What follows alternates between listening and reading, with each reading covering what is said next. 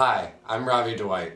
I'm a third-year BFA acting major here at Wayne State University, and I'll be playing the part of Atticus Finch in tonight's production of To Kill a Mockingbird. I hope you enjoy. What's it like to play a 50-year-old? Well, it was not easy by any stretch of the imagination. I think a lot of what made it easier, especially as time went on, was the actors and actresses who play the children really committed, and it made it easier for me to make a lot of choices in that regard, because I didn't feel like I was the odd man out. Like, everybody else was sort of buying into it at the same time that I was buying into it. So it sort of made it easier for me to do it. It wasn't like I went out and hung out with, like, you know, older people and, like, studied the way that their bodies moved or how they spoke or talked. It was more just like I just sort of threw myself into it because that's sort of what everyone else was doing.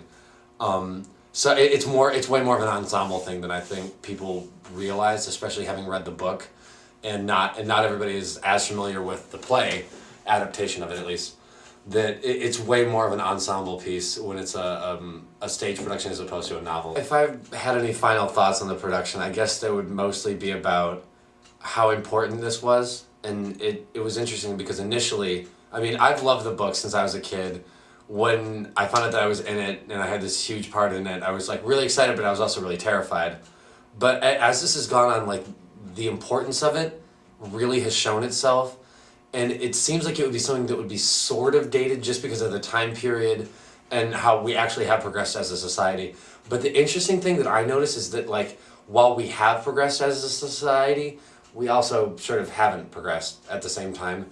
So even though it seems like it would be sort of a dated piece of literature, it's really not, and that it still has a lot of relevance today, specifically in the city that we live in and the culture that we live in general. So it was also easier to get into this and really throw myself into it because I felt how important it was, and I know that it's going to land with it doesn't matter if the audience is older or younger, or regardless of what race they are, it really lands.